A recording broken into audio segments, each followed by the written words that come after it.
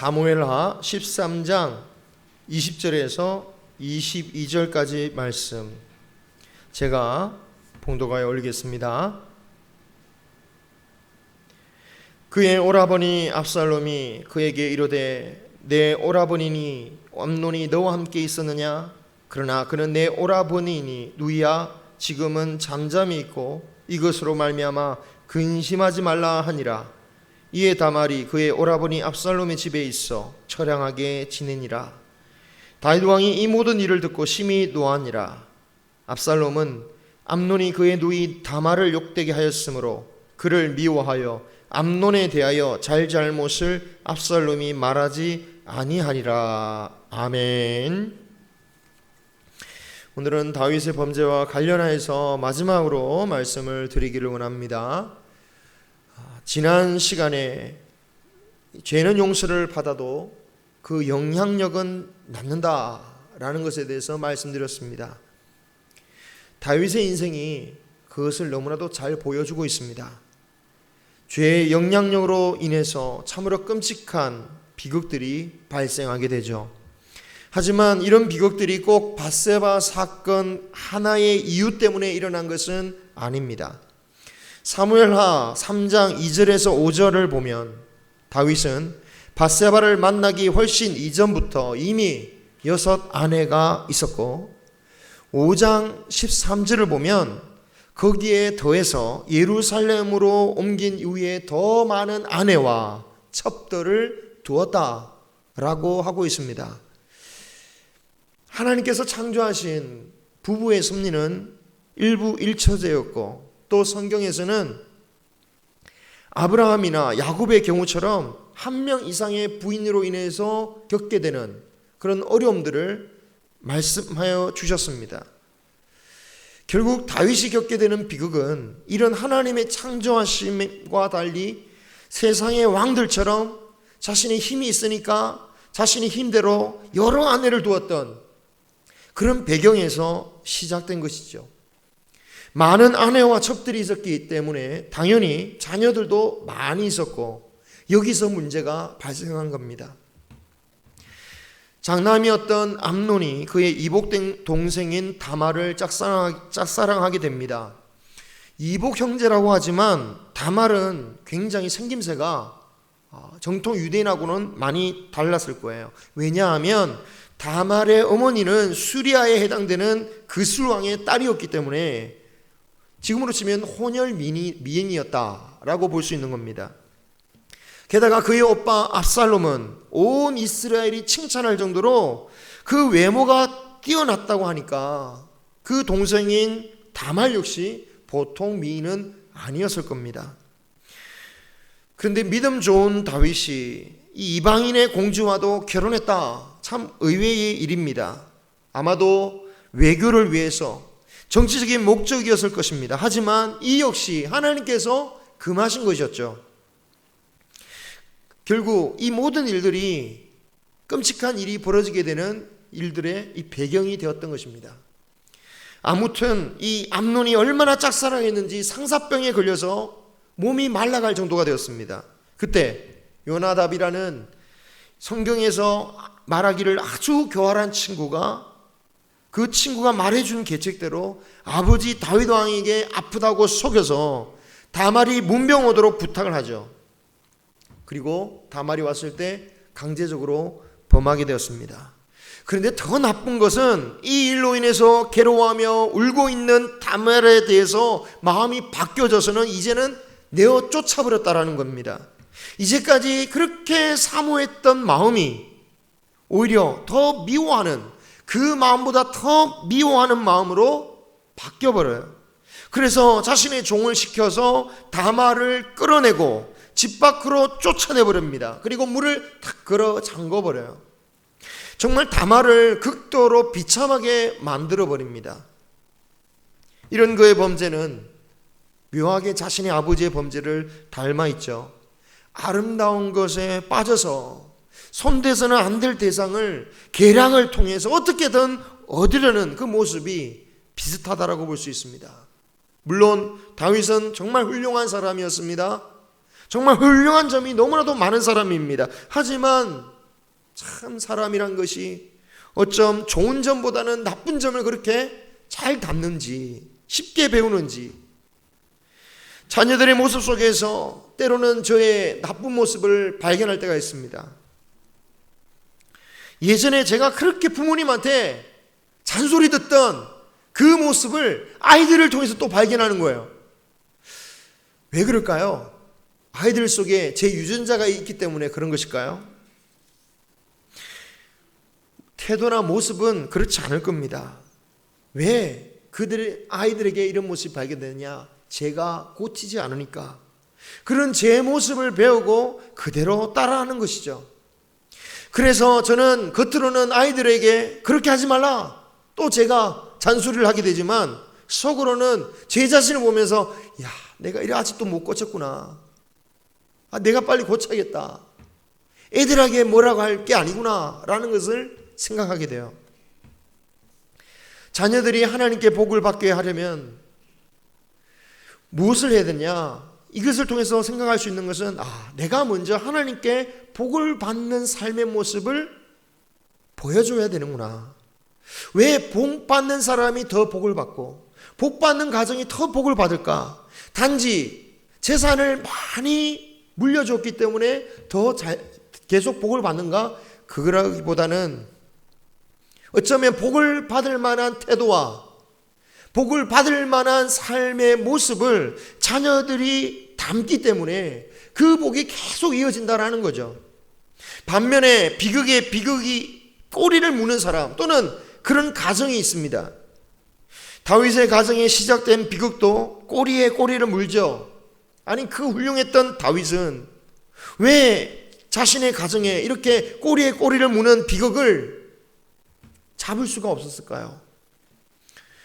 그것은 그가 죄의 문제를 회피하려고 했기 때문이었습니다. 다윗이 이 사건을 듣고 심히 분노하죠. 하지만 다윗은 그 어떤 조처도 내리지 않았습니다. 아들이 엄청난 죄를 저질렀는데 그로 인해서 자신의 딸이 평생을 상처 속에 살아가야 되는지도 모르는데 아무런 조처를 취하지 않아요. 왜 그랬을까? 생각해보면 여러 가지 이해할 만한 상황들이 있습니다. 무엇보다도 암논은 맏아들로서 유력한 왕의 후계자였어요. 만약 이 일을 크게 문제 삼기라도 한다면 자칫 그의 권위가 손상이 있게 되고 이것으로 말미암아 국가적으로 혼란스러운 일이 벌어질 수도 있는 거죠. 개인적으로는 더 이해가 됩니다.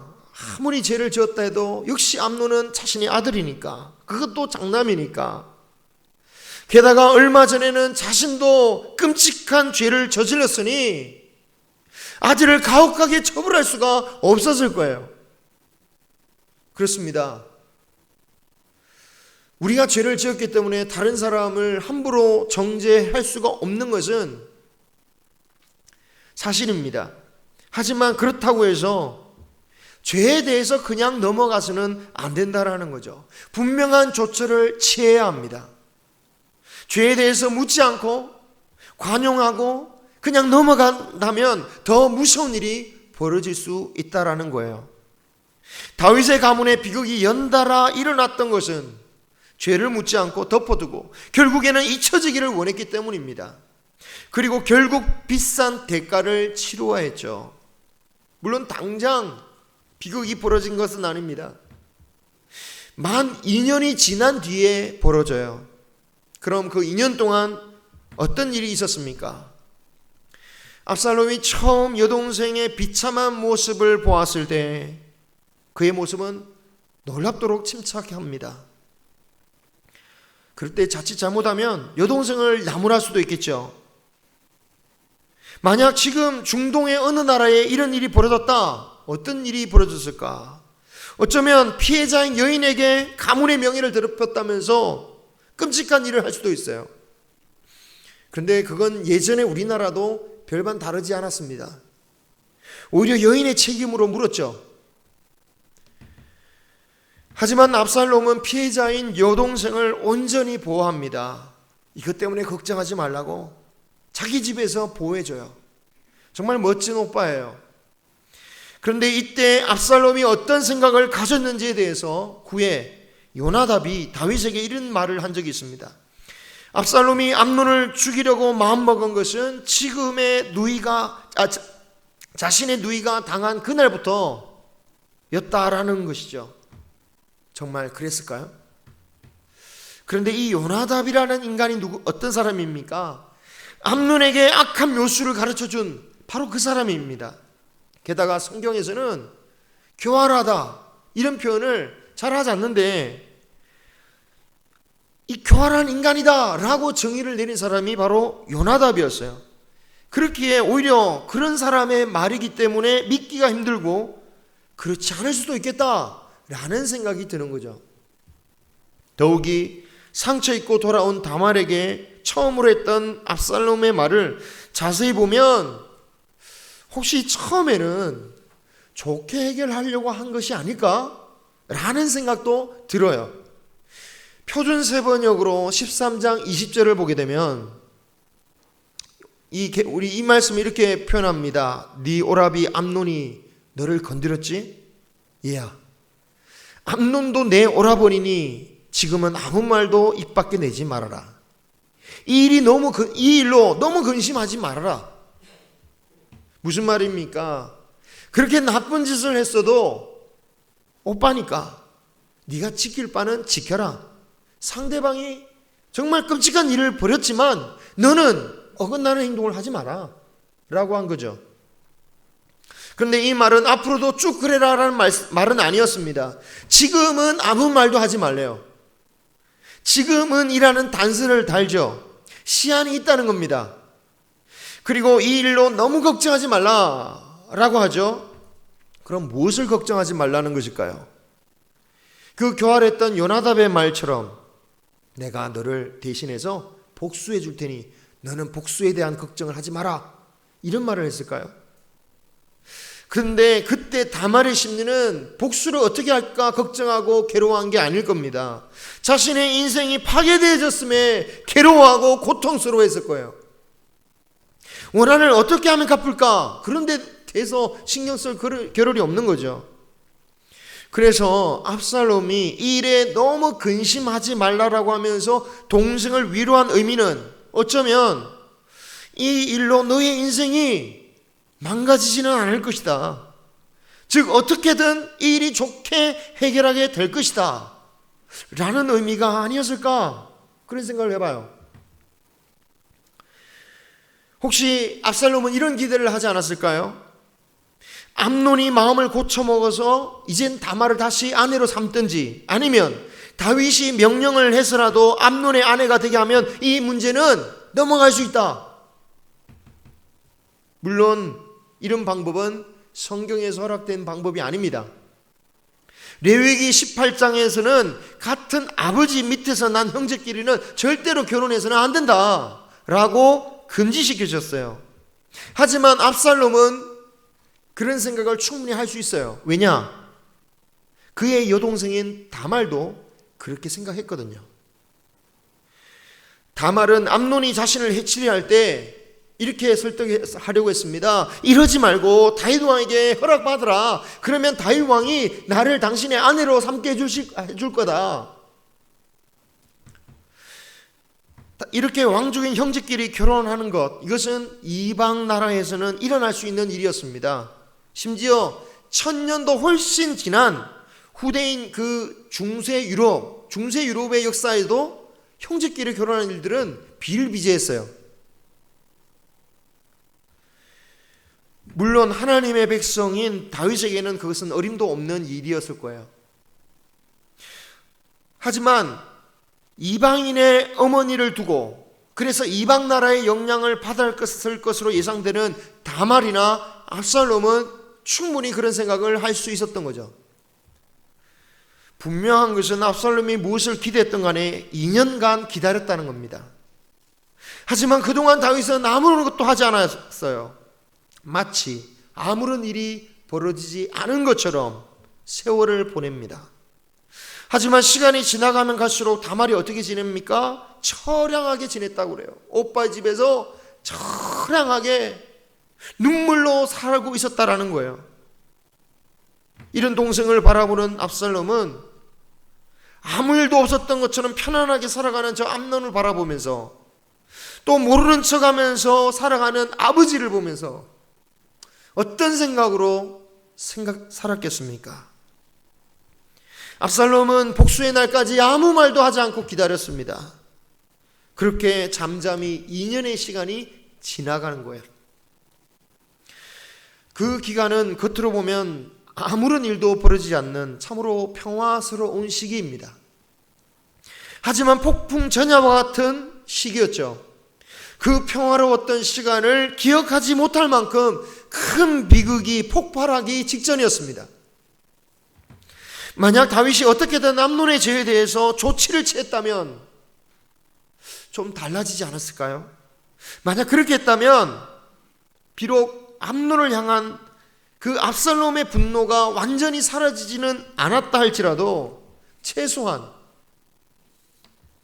아버지에 대한 믿음이나 나중에 그래서 영모까지 버리는 그런 일까지는 하지 않았을지 모르겠습니다. 하지만 다윗은 아무런 조치를 하지 않았어요. 다윗은 애써 모르는 척 이 또한 지나가리라 하면서 시간이 흐르고 잊혀지기를 바랬습니다. 하지만 죄는 잊어져서 사라지는 것이 아닙니다. 특히 피해자들은 절대로 잊지 못하죠. 최근에 유명 운동선수들이 또 연예인들 중에 과거에 어떤 시절에 행했던 폭력이 당시 피해자들에 의해서 폭로되어지면서 자신의 현재의 신세를 망치는 일들이 지금 벌어지고 있습니다. 그 바람에 국가대표의 자격을 잃어버리기도 하고 연봉을 받지 못하기도 하고 평생 자신의 꿈이었던 그 직장을 잃어버리기도 합니다. 무엇보다도 많은 사람들의 비난과 미움을 받게 되었어요. 사실 본인들에게는 그 일들이 아무것도 모르던 시절의 실수 정도였고 또 시간이 한참 지나서 잊혀질 만한 사소한 일들이라고 여겨졌을지도 몰라요. 그래서 심지어 그런 선수들 중에는 과거에 자신의 벌였던 폭행에 대한 죄를 잊어버리고는 지금 내가 다른 사람에게 받은 상처를 받았다, 내가 지금 다른 사람에게 상처를 받았다 라고 하면서 공개적으로 다른 사람을 공격하기도 했어요.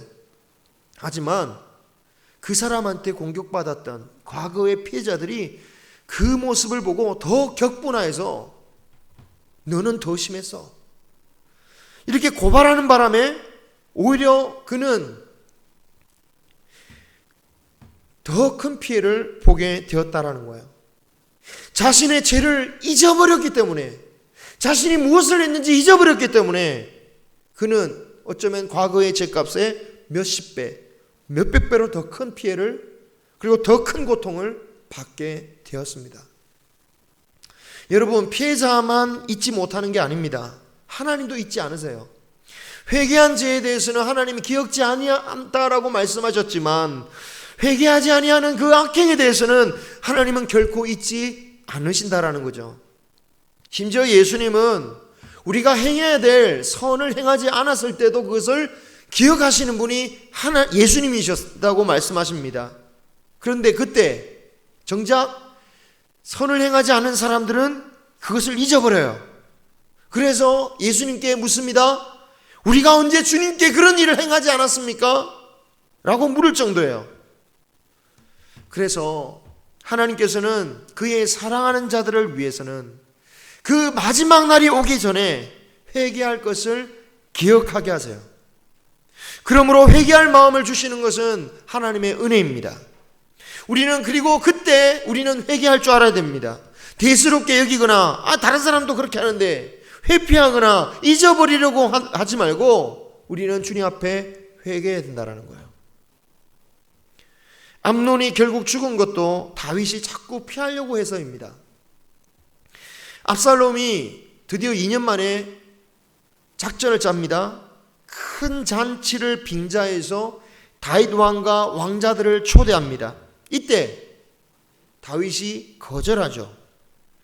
그 이유는 이렇게 말합니다. 내가 너 잔치에 가면 누를 끼치잖아. 얼마나 피곤하겠니? 내가 가게 되면 내 신하들도 따라오고 다 대접해야 되고 일이 너무 커지니까 누를 끼치기 싫다. 하지만 압살롬은 계속 간청합니다. 그런데 영어 성경이나 표준세 번역, 공동 번역 등으로 보면 왜 다윗이 가지 않으려고 했는지를 이렇게 본 마음이 드러나요. 표준세 번역 사무엘하 13장 25절은 이렇게 말합니다. 압살롬이 계속하여 간청을 하였지만 왕은 함께 가고 싶지 않아서 복을 빌어 주기만 하였다. 가기 싫어서 안 간 거예요. 왜 다윗은 가기 싫어했을까요? 쉽게 생각할 수 있죠. 다말의 사건으로 인해서 압살롬과의 관계가 불편했기 때문이에요. 그렇다면 다윗은 지금 그 일을 잊은 것이 아니다라는 거죠. 어떻게 잊을 수 있겠습니까? 다윗은 애써서 잊으려고 하는 거예요. 피하려고 하는 거죠. 그러니 압살롬이 불편하고 혹시 그의 잔치 자리에 갔다가 그 압살롬과 함께 사는 다말을 보기라도 한다면 얼마나 곤란해지겠습니까? 그럼 압살롬은 왜 그렇게 또 끈질기게 초대했을까요? 너무 앞서 나간 생각인지 모르겠지만 혹시 이때 벌써 다윗 왕을 제거하려고 했을까? 그런데 이건 가능성이 좀 낮아 보입니다. 왜냐하면 압살롬은 굉장히 침착하고 이성적인 사람이에요. 그때까지 아직 자신의 세력이 많지 않습니다. 승산이 없는 싸움이에요. 어쩌면 영리하게도 다윗 왕은 절대 오지 않으리라는 것을 알고 있었던 것 같아요. 오히려 그래서 그 미안한 마음을 역이용해서 암논은 오게 만들려고 했는지도 모르겠어요. 만약 처음부터 암논을 초대합니다 라고 하면 다윗 왕은 거절했을 거예요. 실제로 압살롬이 그러면 암논이라도 보내주세요 라고 했을 때 다윗이 난색을 표하죠. 그래서 26절을 보면 이렇게 말합니다. 암논이 너와 함께 갈 이유가 어디 있느냐 라고 하면서 난색을 표해요. 그런데 계속 거절할 수가 없는 거죠. 자신이 그렇게 거절했는데 이마저도 거절한다면 이것을 지켜보는 신하들은 어떻게 생각하겠습니까? 야, 얘도 너무한다. 그런 짓을 벌였는데 저렇게까지 하냐. 비겁한 인상을 줄 수도 있기 때문에 결국은 자기 대신 암논을 보내주는 거죠. 결국 그것이 암논의 무덤이 되었습니다. 만약 이때 다윗이 갔다면 어떠했을까요? 가서 압살롬의 말을 들어주고 다말을 한번 살펴봐 주었으면 어땠을까요? 우리 지난 시간에 그렇게 자신의 죽어가는 아들을 보면서 자신의 죄 때문에 죽어가는 그 아들 때문에 처절하게 울면서 금식하면서 울었던 그 다윗 그때의 모습처럼 그를 붙들고 울어주었으면 어땠을까? 그런데 다윗은 그 자리를 피하고 대신에 암논을 보내요. 결국 암논을 죽게 만드는 거죠. 그와 동시에 압살롬도 잃어버리는 겁니다.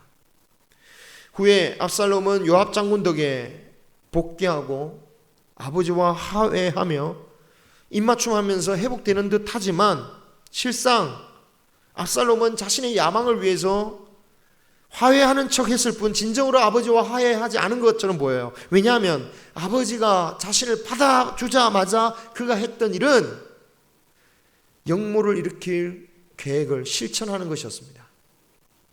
그래서 어찌 보면 암논을 잃은 그 시기보다 압살롬을 잃은 시기가 더 빨랐다라고 할 수 있어요. 암논의 범죄 문제를 회피하려고 잊어버리려고 그때에 아들로서의 그 압살롬을 잃어버린 거죠. 나중에 압살롬이 반역하다가 전쟁 중에 죽었을 때에 다윗은 너무나도 가슴 아파서 이렇게 울부짖습니다. 내 아들 압살롬아, 차라리 내가 너를 대신하여 죽었으면. 내 아들아. 그렇게 처절하게 아들의 슬픔을 슬퍼했지만 다윗은 자신의 아들이 이미 오래전에 아들로서는 죽었다라는 사실을 알았어야 하는 것이었어요.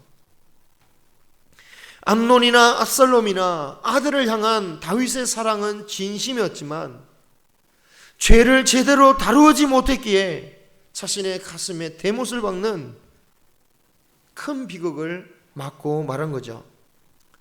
저는 이것도 이것이지만 더 끔찍한 게 뭐냐, 암논은 끝까지 회개하지 않다가 죽었다라는 것. 압살롬 역시 죽을 때까지도 아버지에 대한 원한을 잊지 않고 어떻게든 아버지를 치려고 오다가 죽었다라는 사실. 우리의 삶의 비극이 꼭 자신의 잘못이나 자신의 죄에서 비롯되었다라고 할 수만은 없습니다. 하지만 그 해결 방법은 우리가 주님 앞에 우리를 내어놓고 회개하고 나아가는 데서 시작되는 겁니다. 주님은 이 땅에 오시면서 천국은 회개하는 자에게 주어진다라고 말씀하셨어요. 그러므로 이 땅에서 진정으로 하나님의 천국을 맛보는 비결은 어디 있느냐? 회개의 삶을 사는 것입니다. 회개하라, 천국이 가까웠느니라. 그 주님의 말씀처럼 날마다 회개의 삶을 이루면서 천국의 삶을 사시는 저와 여러분이 되시기를 주님의 이름으로 축원합니다. 기도하겠습니다.